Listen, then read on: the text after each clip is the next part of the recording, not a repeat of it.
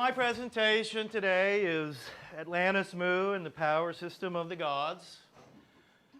More books have been written about Atlantis than any other subject, except possibly the Bible. And the Bible itself also tells the story of Atlantis. Atlantis is, in my mind, Atlantis is the world before our own. If there was a civilization that was before 10,000 BC, we'll try and give it a name. I call it Atlantis. And we'll see as we go along that Atlantis has in fact been pinpointed all over the world, not just under the ocean like in the Atlantic, but in the Sahara, in Indonesia, Antarctica, America as well has been said to have been Atlantis. The story of Atlantis is an Egyptian story. It's an Egyptian story that was told to the Greek philosopher Plato. Plato then writes about Atlantis in two of his dialogues. And in fact, the Egyptians who were telling Plato's uncle, Solon, who was at a temple in Egypt, they said, "You Greeks are like kids. You don't even know your own history." And they go on to tell him that Greece is a much older country than you, the Greeks, even know about and think about.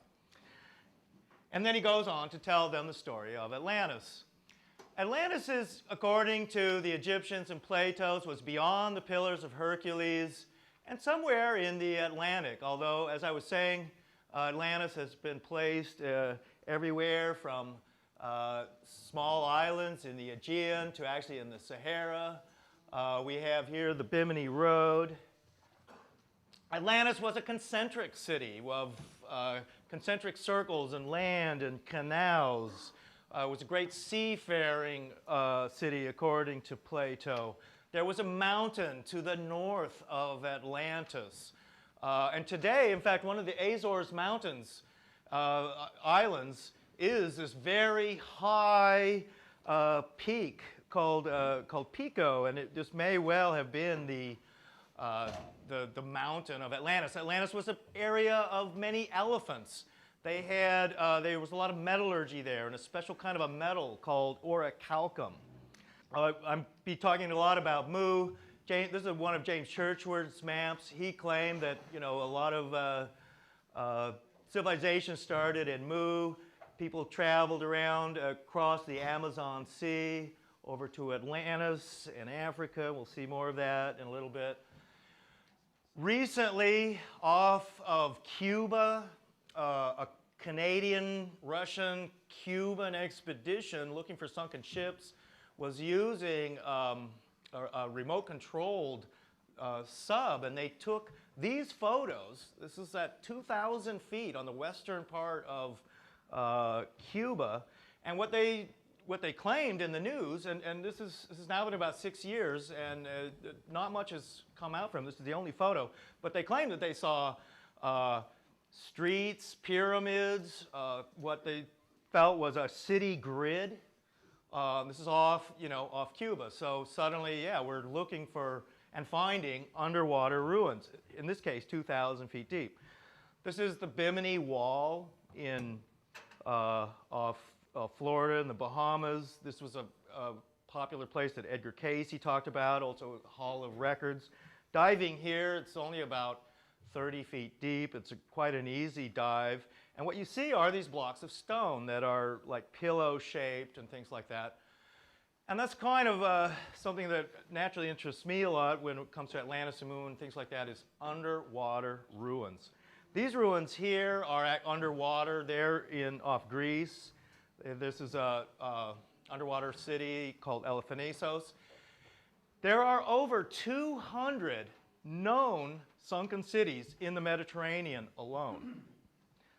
But it's finding sunken cities outside the Mediterranean that's particularly interesting, and mainstream archaeology has problems with sunken cities that aren't in the Mediterranean. The whole idea, too, of the Aegean, there are maps as well, and in like the maps of ancient sea kings, where they're really old maps of the Aegean that show a lot more islands in the Aegean than there are today. And it's thought that there has been sea changes there that has moved it. This is Karnak in Brittany and France, giant rows of huge standing stones. Many of them just actually go into the ocean off of just near the Land's End and the English Channel. According to mainstream archaeologists today, the oldest ruins on our planet are on Malta. And they're dating these ruins to about 7,000 BC. And this is getting to the time of Atlantis as Plato, around 10,000 BC. There's evidence, too, that what happened around 10,000 BC was that the Mediterranean was hit by a giant tsunami, and a massive wave of water came out of the Atlantic and basically wiped out the Mediterranean. And at Malta, there's evidence of this, too, where there were pygmy elephants and hippopotamus and things, and they were all washed into this cave. And the idea there, too, was that during Atlantean times, the Mediterranean was a valley with lakes in it. And this was connected to ancient Egypt and is called in some books, including mine, the Osirian civilization, named after Osiris. Some of the enigmatic ruins around the world, ones that are particularly interesting to me, and I'm trying to get there, are the ruins at Baalbek in Lebanon. And at Baalbek are the largest known cut blocks. Some of these weigh 2,000 tons. The only thing that's really similar to these is like the obelisks in Egypt, including this is the what's called the unfinished obelisk near Aswan. It also weighs about 1,000 tons. So the idea of quarrying these giant blocks, moving them, is a serious problem to archaeologists. At Baalbek, what they tried, in order to figure out how they could possibly move these giant stone blocks, 2,000 tons and things like that, this French archaeologist came up with this system of what they call Allen stones that fit into like a T-junction. And then he had this whole concept where you build a giant cage around these huge blocks like this. You've got all these pulleys. The pulleys are locked in with these hourglass-shaped blocks like this. You've got a winch. And what you're trying to do is move a 2,000-ton block. And after building this giant cage and everything around this thing, you're going to move it like a few inches. Today, Baalbek is said to, according to mainstream archaeologists, it's said to have been built by the Romans. And there is a Roman temple built on top of Baalbek. But how the Romans could have ever have built Baalbek or moved those stones, archaeologists can't figure it out. In the ancient world, too, a group called the Hittites were also very similar to the Egyptians. Their main city is a city called Hattusis, which is in central Turkey today. That city became a vitrified city, and it has melted rocks and things like that. A strange thing associated with the Hittites happened up in the Upper Peninsula of Michigan back in the late 1800s, where they found this stone, and they called it the Newberry Stone. And it was sent to the Smithsonian Institution. This is the Newberry Stone. This is part of it right here. And it had all these strange writing on it. And the writing in it, no one could decipher it. And it was at the Smithsonian for a while, and the Smithsonian then sent it back to this farmer in Michigan who had found it. And they said, we don't know what's on this stone. You keep it. We don't want it.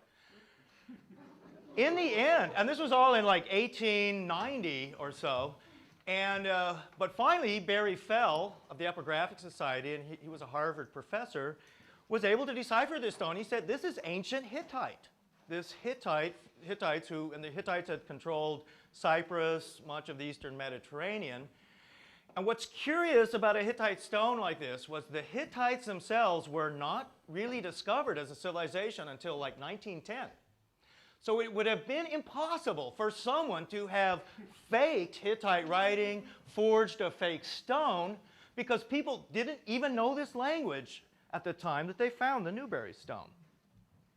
One of the things that I've always been interested in is going around the world is what's called Keystone cuts. And we'll see that this is from an old National Geographic. This is actually building the Parthenon. But this is what is known as a keystone clamp and cut, where you cut these T-shaped clamps on either side of giant blocks, and then you pour molten metals into it. And we're going to see more of that as we go along. Other very unusual megalithic ruins that are often associated with Atlantis are what's known as the Osirion. This is actually down in a swamp in central Egypt. The Egyptians themselves built a huge temple around this building. Notice here too, these are blocks of granite that are weighing not like 2,000 tons or something like that, but like 100 tons or a couple of hundred tons. And notice here some of these like little curious knobs on blocks. You see certain notching and stuff. The Egyptian government spent 15 years pumping the water out of this swamp so that they could actually get to these ruins and see what was there. There's no Egyptian hieroglyphs on these ruins, and it's really thought by many Egyptologists, including John Anthony West and others, that what's at the Osirion is really pre-Egyptian, or what we often call pre-dynastic. All right, now we're going to Cuzco, high in the mountains of Peru. This is a famous stone. This is known as the Stone of 12 Angles. It actually appears on the Cuzco beer that you get when you're there. And the kind of perfect fitting of these polygonal blocks, there's no mortar. It's a kind of a jigsaw construction. This is really the most sophisticated construction we know of, where blocks are locked in together like a jigsaw. And when earthquake shock waves will hit these walls, they move independently, but the blocks are all locked together so that rather than shearing like a brick wall or something, these walls hold together even during really strong earthquakes. You can see too how this street in Cuzco, you see a very old megalithic construction at the bottom, then another layer of smaller stones, and it seems to have been built later. It's also very fine stone, but it's not as perfect and large as the lower sections. And in fact, I mean, as you look at certain of these walls and things, it's the oldest parts that are the most sophisticated, the most amazing, and the later stuff is much more easy to construct. This, in fact, is now the Emperor's Palace in Tokyo, and it looks very similar to this, identical to the kind of polygonal jigsaw blocks that you see in Peru. This is actually in Japan. This is the Emperor's Palace, but this is, if you were actually to show like these walls, and they're very ancient, probably many thousands of years old, and it's why the emperor's there. But if you were to show these to people in Peru, they would think that these were walls in Peru. You also have construction like this at the Necromanticon, which is an underground ruins that were only discovered in the 1960s. They are in northwest Greece, up near the Albanian border. And in fact, they too are associated with the river Styx and Hades and the sort of world before our own that's gone. You can also see how these blocks are very oddball shaped and polygonal jigsaw, but locked in together. This is the city of Cuzco, and above Cuzco is the massive fortress of Sacsayhuaman, one of the wonders of the world. The gigantic blocks of stone, perfectly fitted together. This was the Incas themselves had a big battle with the Spanish when they first were conquering Peru. Again, you see these polygonal blocks perfectly fitted together. It's quite amazing. According to mainstream archaeologists, these giant walls were built only a few hundred years before the Spanish got there. That's what they say. But they can't figure out how they would build these things again. Yet the Incas supposedly did not know the wheel, they didn't know writing, yet they would build these, allegedly, giant, walls and fortresses out of huge blocks of stone. This is Machu Picchu, the famous city in Peru. Machu Picchu is a secret city. It's a megalithic city. It's high on a mountain overlooking the Urubamba River. It is a megalithic city. You can see, again, different sections. This is the famous room of 3 windows. You see, again, megalithic blocks here. Notice the notching. But look up here on top. You see what is, pretty crummy stone walls. But all this is, original, just as the Spanish themselves never discovered Machu Picchu. And it wasn't discovered until 1914 when a Yale guy named Hiram Bingham was looking for the lost city of the Incas, and he is credited as the discoverer of Machu Picchu. But again, you can see here how you have the megalithic walls, and they've been pulled apart by earthquakes and settling and things like that. More of these walls. Notice the perfect notching. Oh, here again, you have this curious kind of knobs and things like that. They don't know what the purpose of these things are. This is also at Machu Picchu as well. You have here these giant blocks like this. This wall is pulling apart and starting to collapse, probably from earthquakes and settling and stuff like that. Also, another strange wall at Machu Picchu, perfectly fitted together blocks. This is the other side of it. This wall is very interesting. And notice the large lichen patches and things like that you see. That's indicative of great age. On the way to Machu Picchu, as you're going down the Urubamba River, you come to a massive fortress known as Ollantaytambo. And as you go up the stairs and the terracing, you again encounter these giant walls of perfectly fitting polygonal megaliths. Notice again these curious knobs and things like that. We had seen that too at the Osirion in Egypt. It's very amazing construction. Here, large lichen patches, these knobs coming through.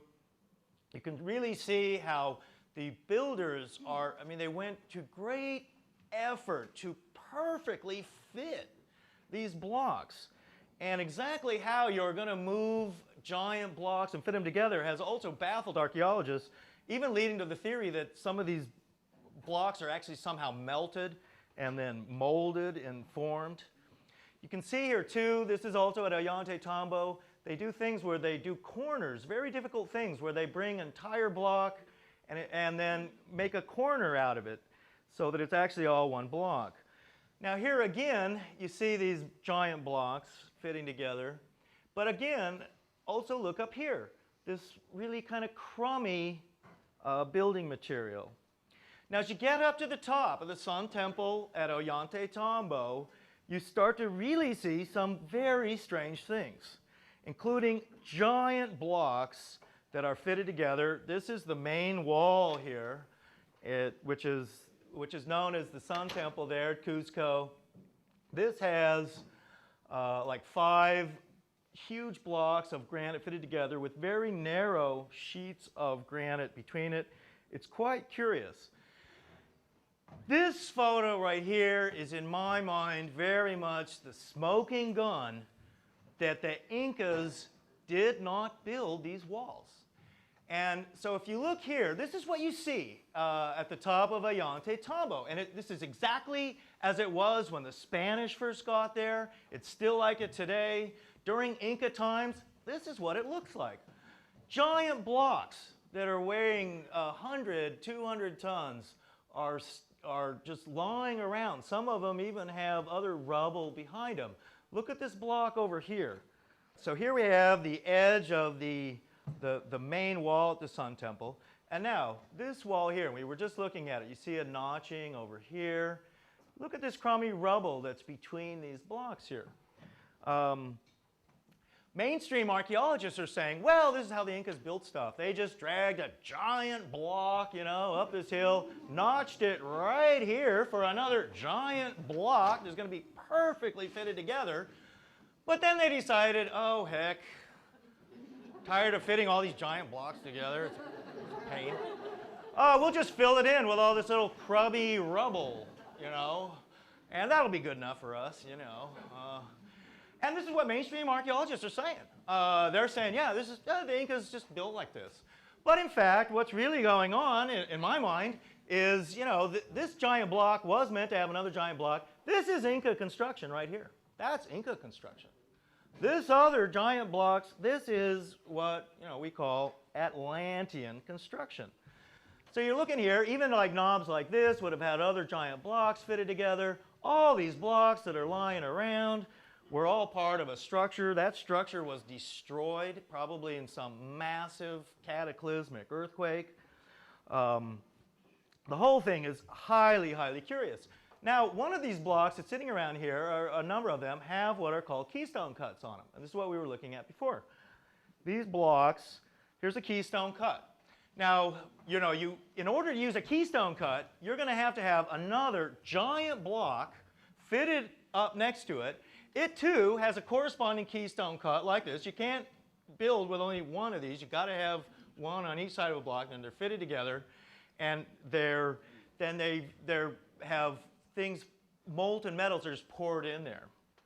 So if you look here, more of these keystone cuts. Now, we'll see more of that in a little bit with the keystone cuts. This is a satellite image of the Peruvian jungle. This is a Landsat 2 satellite taken in the 80s. This is the Madre de Dios jungles of eastern Peru. This thing right in here, this kind of egg carton shape, is a series of like 8 giant pyramids in the jungle, and the Peruvian government has sent expeditions in there. The military's flown helicopters into this area. Expeditions have gone here, vanished in the jungle. And even today, like trying to get to these actual pyramids is extremely difficult and dangerous. As you go higher up into the Altiplano of Peru, you get to Lake Titicaca. There are also these curious towers. Machu Picchu also had a tower on it. Sacsayhuaman, the fortress above Cusco, also had a strange tower. And these towers are quite megalithic. Also around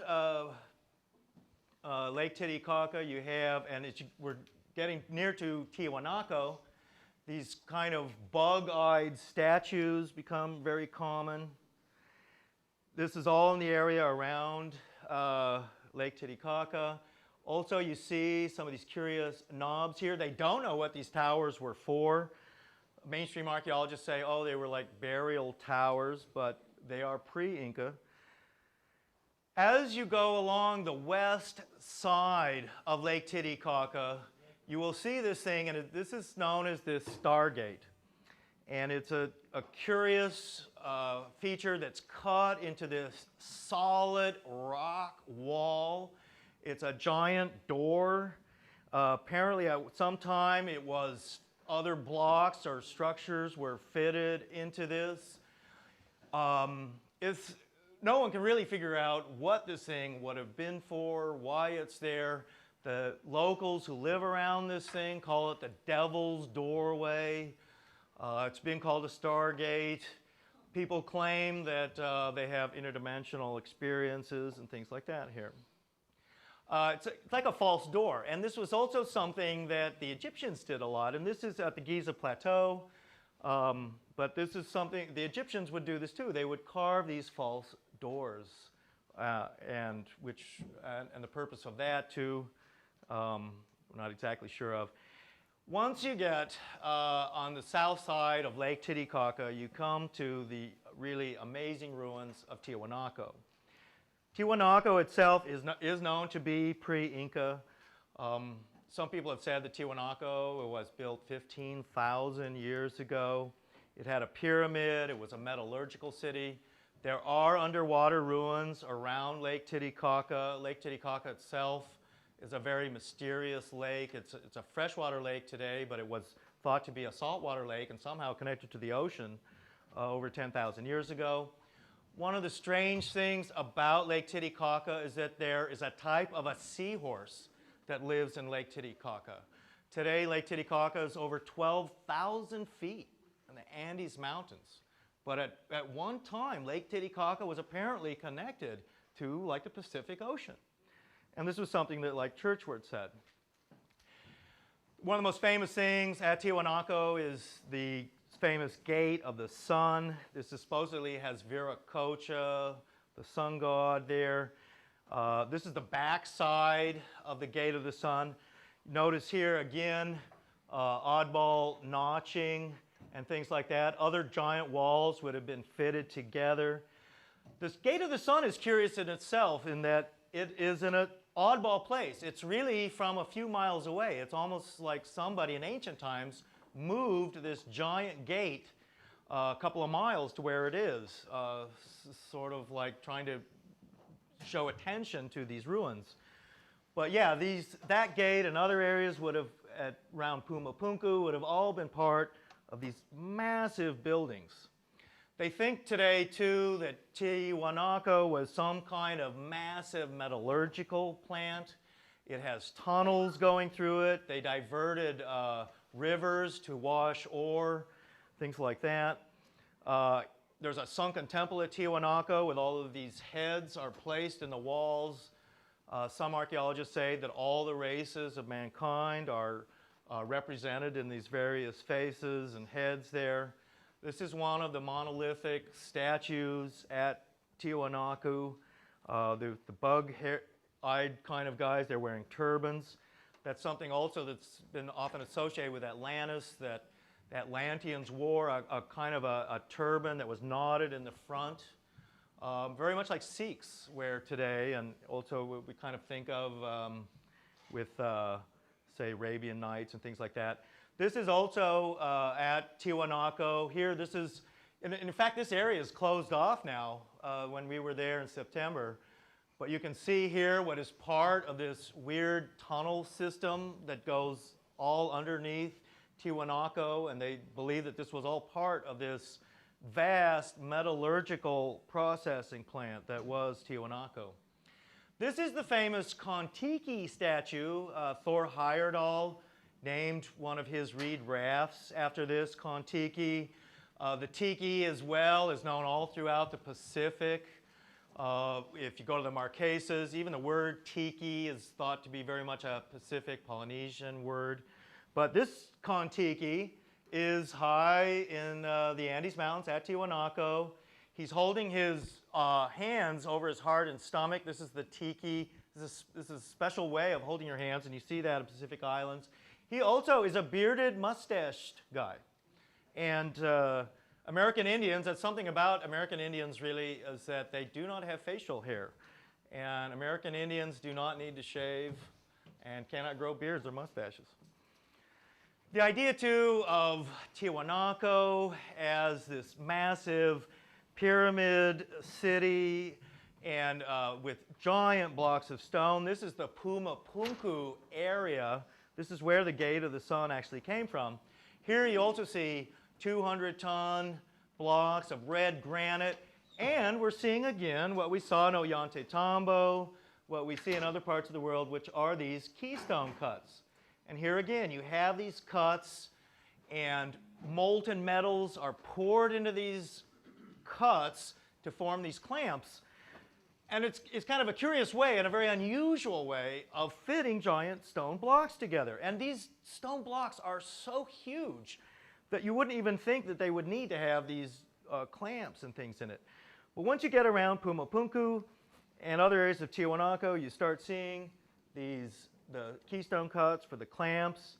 The whole area was also apparently hit by a giant tidal wave. It was buried under many feet of muck and mud.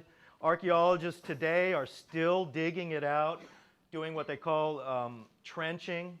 This is what's known as the Andean cross. If you can see it there, it's a kind of a Swiss cross that's carved into these blocks. This is typical trenching that archaeologists do. This is at Pumapunku near Tiahuanaco. Here you can see they've excavated all this mud and muck that's covering these blocks.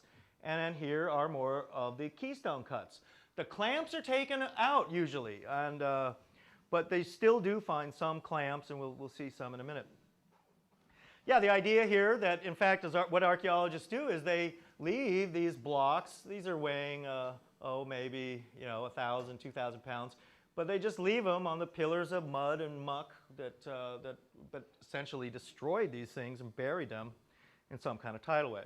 All right, here we are. Here's keystone cuts with the clamps in place.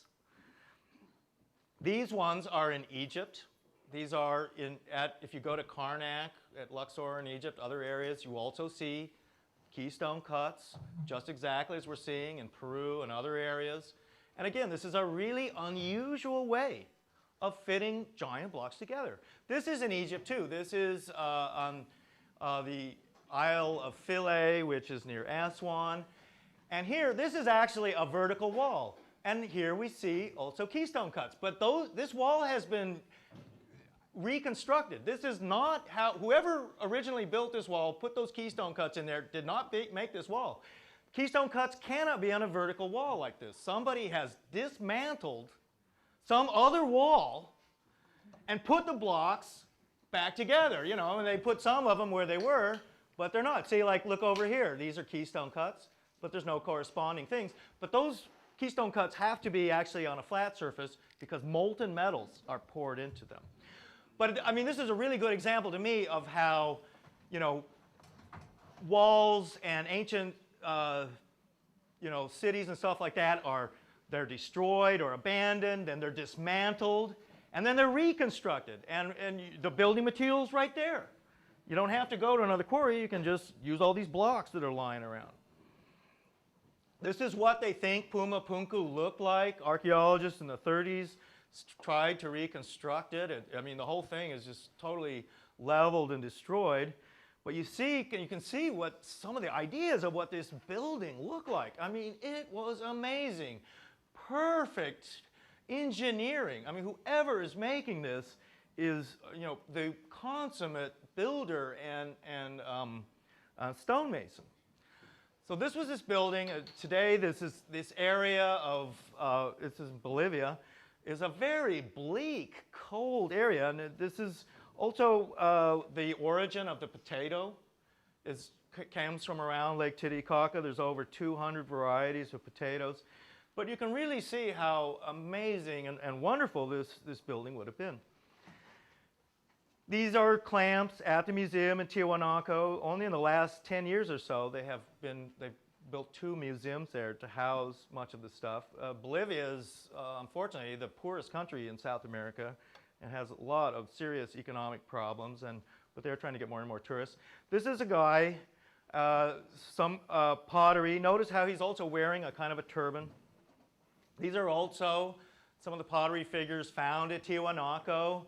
This guy looking kind of like an Oriental sort of guy, not very American Indian. This guy too has a mustache and a beard. He does not look like an American Indian at all. You find also these, what I like call cone heads, the people with these extended craniums. You find this a lot in Peru and all over the world. This is what some of these guys look like, and they had huge double-sized heads and stuff like that. Here's also one. So the Olmecs did this too down in Mexico. In fact, these are Olmec figurines here from around the Gulf of Mexico. This is what these guys look like, or at least some of them. There are ways to do this. We don't know why people did this extended cranium thing. When you're still an infant, you can bind, like the Chinese did this with feet. They felt that women with small deformed feet were very sexy. They did foot binding. And they can do this to the head. And before the plates in your head fuse together, you can force the skull into various artificial kind of things.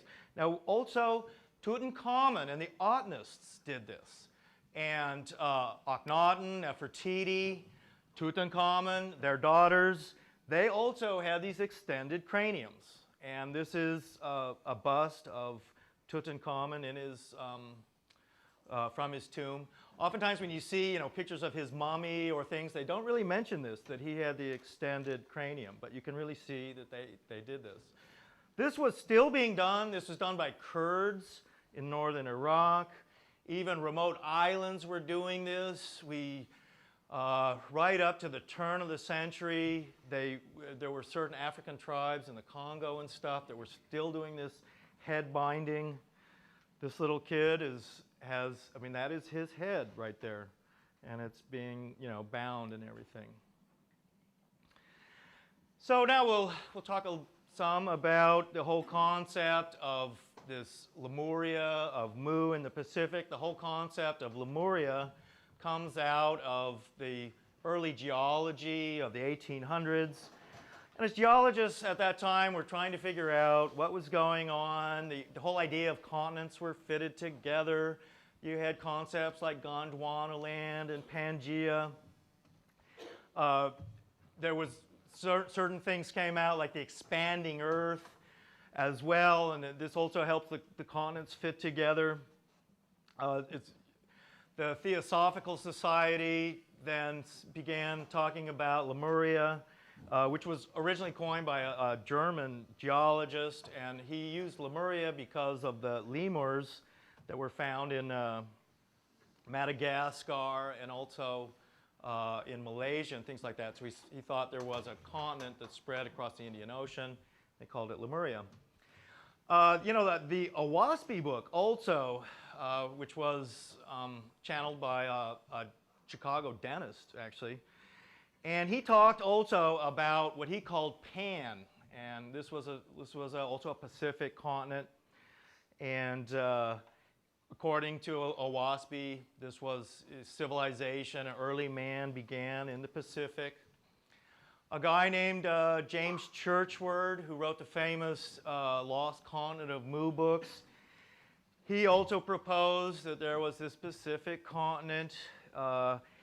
Churchward claimed that he had been given secret information in India, that he had these teachers, the rishis, who had given him access to secret libraries. They told him and basically sent him on a mission across the Pacific to find evidence for this lost continent of Mu. He had been a colonel in the British Army, and then he'd been stationed in India. The more I found out about Churchward and researched him, I became quite amazed. And in fact, he was an extremely wealthy person in the end. And though he was British, he moved to the United States, and he lived around Pittsburgh. And he became a millionaire, a multimillionaire, because he was the inventor of essentially stainless steel. And later it was claimed that Bethlehem Steel Corporation had to pay him royalties on all the stainless steel that they were producing. And it got so bad at one point because he was making so much money off the Bethlehem Steel Corporation that they allegedly tried to kill him. And when he was touring the Bethlehem steel plant one time, this was like 1920 or so, this giant cauldron of molten steel, and suddenly it was like they tried to pour it on him, you know, and he jumped away, and he was like, wow, they're trying to kill me. So later on, but then he began, and it was in the late 20s that he wrote the books, The Lost Continent of Mu. His sequel was The Children of Mu, and then he wrote 3 other Mu books as well. Just recently came back from Costa Rica and Nicaragua, where they have these curious giant stone spheres.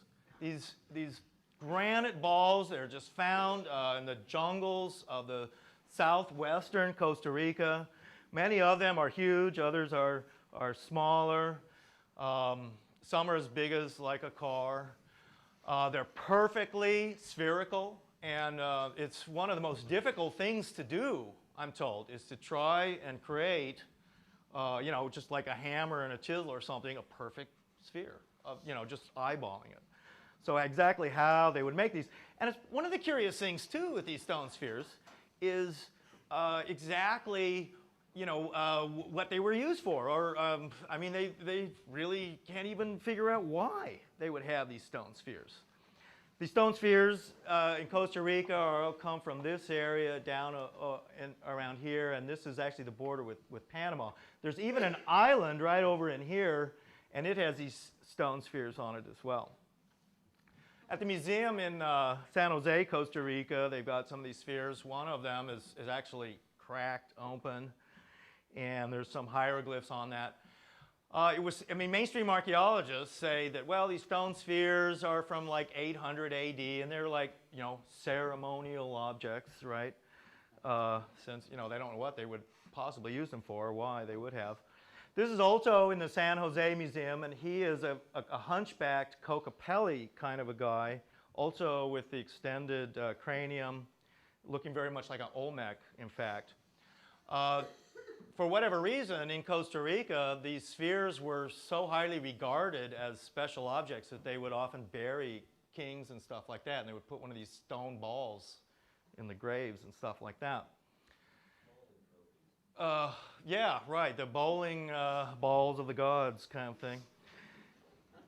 It's been really since I went to Costa Rica, and I've always been interested in these stone spheres. And these stone balls are found around the world, and I kind of realized that, the biggest concentration is in Costa Rica. Well, get this. At the turn of the century in Los Angeles, they were building this trolley system right around Santa Monica. And so they brought these steam shovels in, and they started scraping away various hills, so that the tracks, will have a fairly level way to go. And what they uncovered in this hill were all these stone balls at Los Angeles. And a guy who reads our magazine, World Explorer, sent us this whole thing. And he's like, yeah, I've been reading your magazine, and I've seen some of your books, and I thought you'd be interested in these stone balls they found in Los Angeles 100 years ago. And I was like, yeah, right. So, and I don't know where these things are now. At the time, the newspapers called them dinosaur eggs, right?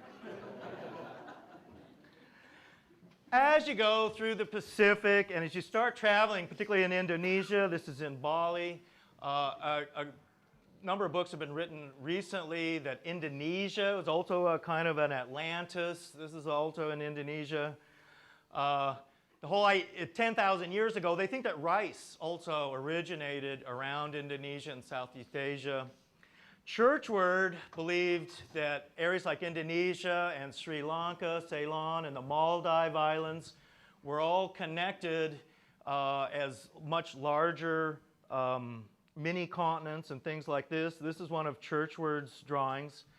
Even most recently, a couple of books have come out of India, and where these Tamil Nadu scholars of the Tamils are the people who live in the very southern part of India, and Madras, they now call it Chennai, is the main capital there.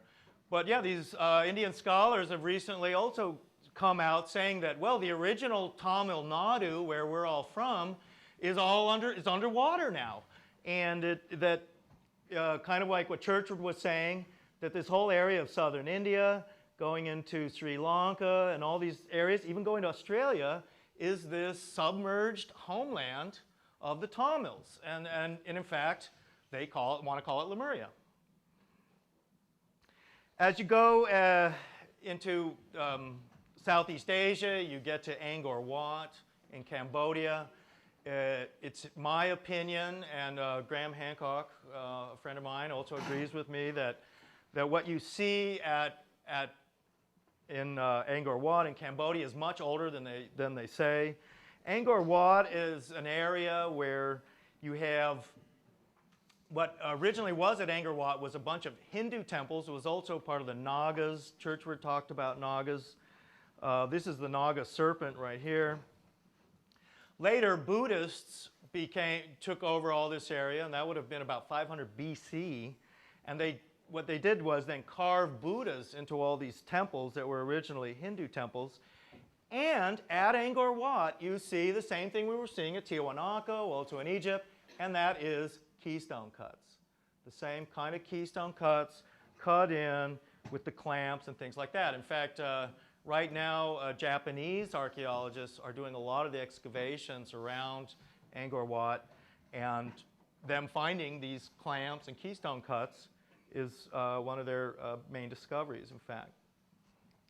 Thor Heyerdahl, whom I met in Peru back in 1990, one of his books was called The Maldive Mystery. He maintained that the Maldives, which also are, according to Churchward, another part of this sunken mini-continent, but he said that right at the equator is this very important channel with the Maldives called the 0-degree channel. Thor Heyerdahl did excavations in the Maldives. He also found what very fine stone masonry that he felt was connected with the kind of masonry that was in Peru and Egypt and all over the world. Also, there were Buddhist statues found in the Maldives. Notice the very long ears, and this is a very Buddhist thing of these extended earlobes. And the Easter Island people also had these extended earlobes when they got there. And the Incas, too, were also thought to have these extended earlobes. A very, very Buddhist thing, ultimately.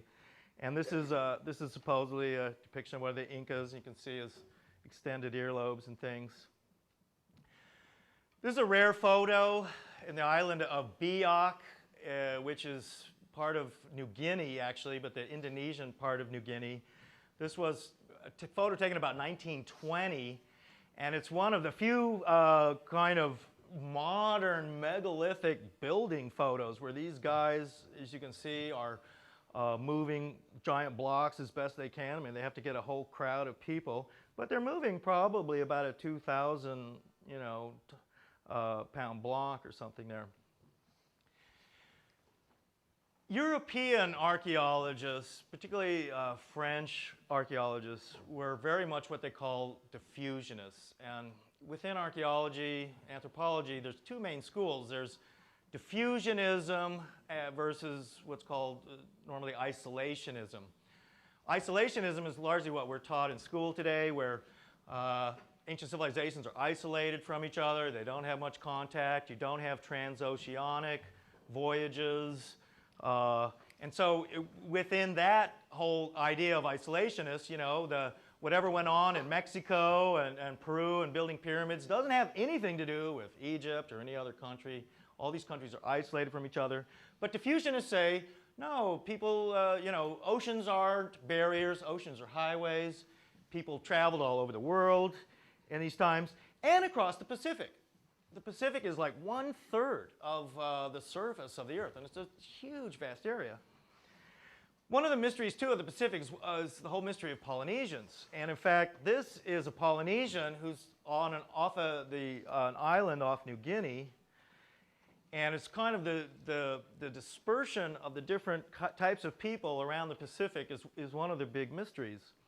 This is an island north of Fiji called Rotuma, and it's a remote island. Not many people have gone there. The Fijian government would not allow tourists to go there for many years. I was one of the first tourists to ever go to this place, and all there was on this island was a very small guest house. But what's on Rotuma is a bunch of massive blocks of basalt, and they were somehow carved, moved around. They weigh many, many tons. They don't know what they were for. When I was there, an archaeologist from Japan was there, and he was studying these blocks, and he had special magnetometers and stuff on them, and he had some whole theory of like these blocks are magnetized. He apparently was some believer in levitation, that they're like levitating these blocks and moving them around, and they're huge. Now, I write about a lot of this stuff in my book on lost cities of ancient Lemuria in the Pacific. There's an island off New Caledonia called the Island of Pines, and French archaeologists in the 60s began excavating these mounds. Inside these mounds, what they found were essentially concrete pillars that had been cast inside these mounds. They were able to date them, and they had dated them to be 11,000 years old. And of course, mainstream geology and archaeology wouldn't accept that at all. Throughout the Pacific areas, particularly around Fiji and Tonga, there's what they call Lapita pottery. This is Lapita pottery. Lapita pottery is dated to be over 3,000 years old. So, I mean, it's from a time period thought to be about 1,000 BC. This is the time of Akhenaten, Nefertiti, that era of the Egyptians. They are able to date pottery. This is a megalithic tomb in Madagascar on the other across the Indian Ocean. One of the concepts, too, is of the settlement of the Pacific, and is the idea of the Egyptians going into the Pacific. This is an Egyptian navigation stick. The Egyptians had special star charts, and The Egyptians also built, like Thor Heyerdahl, they built these reed boats. Reed boats are unsinkable. Even if a reed boat it was to break up, every part of it would float. Reed boats also have these very shallow draft and can go over coral reefs and stuff like that. There's a Anglo-Egyptian archaeologist who lives in London now. He claims the Egyptians went out, settled many islands in the Pacific. And what he pointed out was that many islands, and one of the things you find all through the Pacific is the word Ra. Many Pacific islands have the word Ra in them. Ra Iti, Ra Pa Nui, Ra this, Ra that. And of course, Ra was the Egyptian sun god. One of the interesting things too in Egyptian, with the various kind of Egyptian gods and deities, was the god Bes. Bes, B-E-S was his name. Bes was the god of good luck. Bes was, he was a dwarf, very similar to Kokopelli. He was a dwarf, a hunchback, a deformed, but he was a god. But he was good luck, and sailors like to use Bes. This figure right here is actually in the Egyptian Museum in Cairo. That's an Egyptian figurine, but it's very, very Pacific. I mean, if you go to Tahiti or something and you see Tonga, you see all the masts and things, this is the kind of thing that they carve. And in fact, apparently it's a depiction of the Egyptian god Bes. When they got to, a lot of the early explorers got to these Pacific islands and stuff, they would find these guys and they were heavily, heavily tattooed. Many of them had apparently like star maps tattooed on their bodies, what looked like games and things like that, like Parcheesi or other kind of games that the Egyptians played that were similar to that. Also, areas like Tonga, there were large pyramid platforms like this. This is from the voyage of Duff. And in fact, if you go to Tonga and you go into the pyramid area of Tonga, you got a sign and it says, "Hey, welcome to Mu-A, the old capital." And in fact, this is what they called this ancient pyramid section of Tonga was Mu-A. And this is probably perhaps where Churchward got some of his ideas of Mu. At the time when Churchward traveled out through the Pacific at the turn of the century, it was very difficult to travel from island to island and expensive. Today in Tonga, you have these large pyramid platforms, cut stone blocks. This was an interesting old photo that I found, and you notice here how this block, this is in Tonga, is also notched like that, and this other block is fitted in there together. This is actually the backside of that today. And in Tonga, it's interesting. The people of Tonga do not want to go to these ruins. They're afraid, and there are ghosts there. They're really quite afraid. I was on the radio in Tonga once, and a Tongan guy came to me afterwards. He said, "Oh, I wish I was an American like you because I'm a Tongan and I'm afraid to go to these places." So I found that all kind of interesting. But so in Tonga, you have these giant walls, also many of them quite well fitted together, fine stone masonry. Churchward in 1879 went to Tonga. This is the famous trilithon at Tonga, the Ha'amunga stone. Here you see it here. Originally, they didn't know what this was for. Today, it's pretty well believed that this was part of an astronomical observatory, and but this whole giant arch in Tonga, they don't know where the stones came from, and they're not from Tonga. The legends in Tonga say they came from this other island that's like 1,000 miles to the north. And so just moving, again, these giant stone blocks around the Pacific would have been extremely difficult. This is actually one of the quarries in Tonga, and it's partly submerged. You can kind of see where they're cutting. They started to cut blocks, or like a block was cut out of here, another block was cutting out of here. So they're cutting blocks out of essentially the coral reef. In the Pacific is there's what they call the Polynesian Triangle. with Easter Island is at this one end, New Zealand is down here, Tonga's over in here. Basically Tahiti is in the center, Hawaiian Islands are up here, and this is all the Polynesian area. Both Hawaii and Easter Island are two of the remotest islands in the world, in fact, far away from others. When in the late 90s, I was flown to New Zealand to look at this wall by a New Zealand archaeologist. And in New Zealand, the mainstream history of New Zealand is that basically Maoris came to New Zealand about 800 years ago, and then eventually Captain Cook kind of discovered New Zealand. But then they found this giant wall in the middle of the North Island of New Zealand, and it was covered by volcanic ash that they were able to date as over 2,000 years old. So they were cutting a logging road through this area, and they basically uncovered this wall. And what was very strange, this was going to change the history of New Zealand, and this is the archaeologist Barry Brailsford from New Zealand. BBC got involved in this, government of New Zealand. This was, at the time, really big news, because what this wall, if it was not natural, if it was some kind of man-made wall like in Tonga, and they know that people have been in Tonga for 3,000 years at least, then that would actually mean that the history of New Zealand had to be completely changed, and that people have been in New Zealand for well over 2,000 years. You can kind of see too how this wall, this is actually a natural crack, but these are the blocks here, and you can see them fitted together right here, coming across. It's quite perfect fitting, very right angles, and if you could, this wall is pulling apart, as a matter of fact, and you can look behind it, and then you can see where a small block is actually being knocked out. And so, I mean, when they got me on the BBC, and I said, yeah, this appears to be a man-made wall. This guy right here is actually the New Zealand government archaeologist who was also sent with me and to be with Barry Brailsford.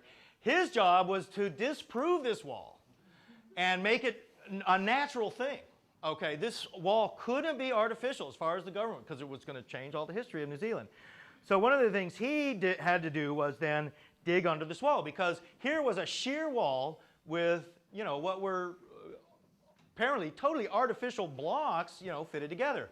Well, for it to be natural, it had to have been some crystallized blocks or something that just happened to shear into these right angles and stuff like that. But the wall had to have fallen forward because it couldn't be so perfect face. So what they did was they started digging down, the New Zealand archaeologists, to try and prove that the wall had fallen in and there was all this rubble, but they couldn't do it. And they couldn't find any evidence that it wasn't really giant blocks fitted together. But still to this day in New Zealand, this is just a bizarre natural geologic formation.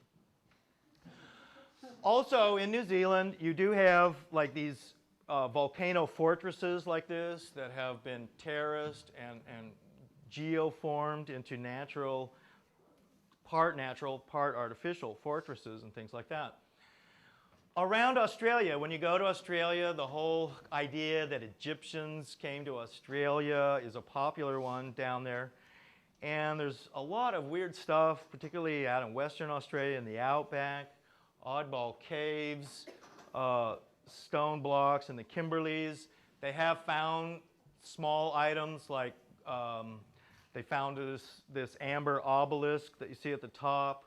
Also certain kinds of stone heads and statues. This is found out in Western Australia. Notice here, this is a cave painting. This guy looks sort of like one of the three wise men or something. He's got a beard.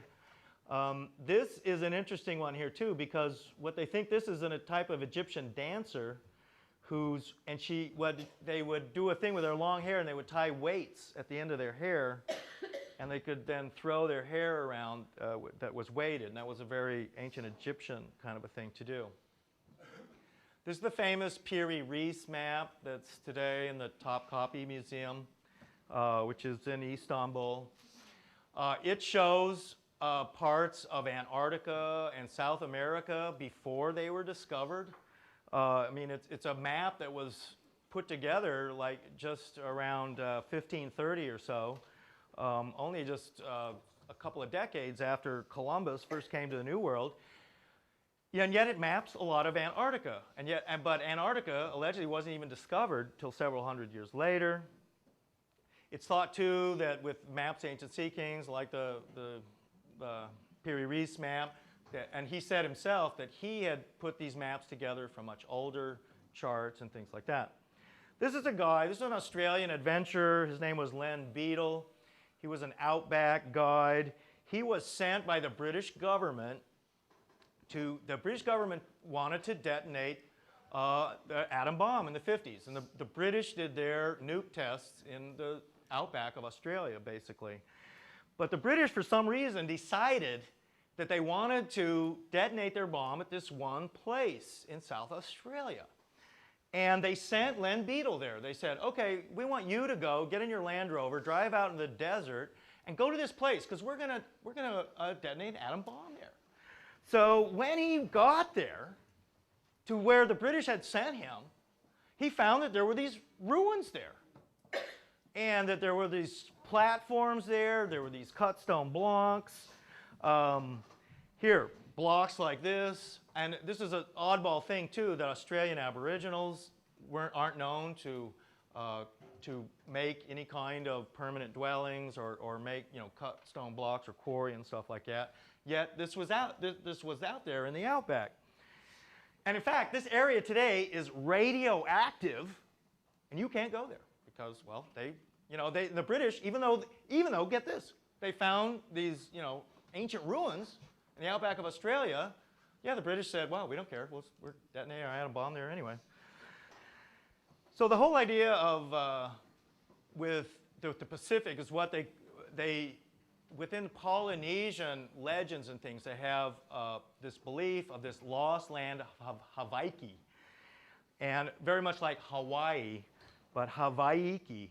And scholars have wrestled for the last decade, like, well, where's this place, Hawaii, this legendary homeland of the Polynesians? This guy is a guy named Chris Young. This is the only known photo of him. He lived in American Samoa.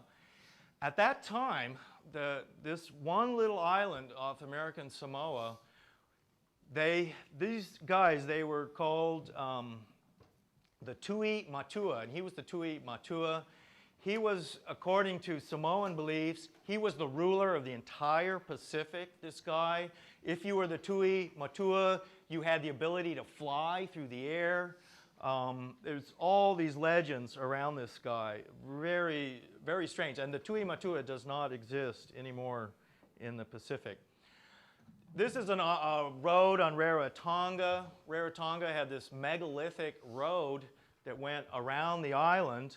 And in fact, today you can't really see it because the Rarotongan government wanted to put their own road around the island. So they actually paved over this ancient megalithic road that was there and just put asphalt on it. There was just only a couple of days ago, there was that massive earthquake in Tonga, and that tsunami warning went all over. And this is a Tongaraki canoe.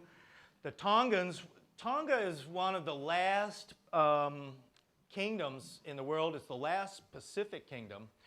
Tonga is also one of the few countries in the world that was never ever colonized by European powers. They say the only two countries were never colonized. One was Tonga, the other was Nepal. North of Tonga, and this is kind of interesting with the recent earthquake and stuff that was in Tonga, there's an island. The most farthest north island in Tonga is this island called Niuafu'u. And Niuafu'u has on it what's called a megapode bird. And megapode birds are like moas, ostriches, emus. They are large flightless birds that lay these giant eggs. But they can't figure out how this one little island up in way northern Tonga has a flightless bird on it, because these birds can't fly to these islands. They have to walk. So somehow in ancient times, and geologists can't figure this one out, they say, because they don't believe in a Pacific continent, they don't know how these flightless birds could have gotten to these remote islands in Tonga. the whole thing of writing throughout the Pacific, you have this different kinds of writing here. And this writing on the left, that is actually from Mohenjo-Daro. That's the Harappan civilization today on the border of India and Pakistan. In the middle is Rongo writing from Easter Island. And on the right is this Greek writing known as Linear A and Linear B. And it's very similar. All these writings have some kind of similarity. Pyramids also existed in Tahiti and other areas.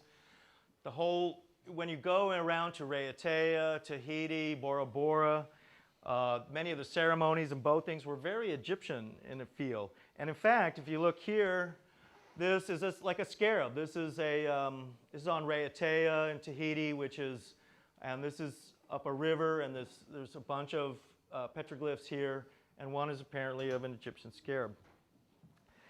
This is a remote island that is south of Tahiti, and Thor Heyerdahl went here. This is Rapa Iti, and this is kind of a Machu Picchu type fortress. You're not allowed to go to these islands now. The French government, this is a weird area where the French do not allow foreigners to really go to these islands for some reason.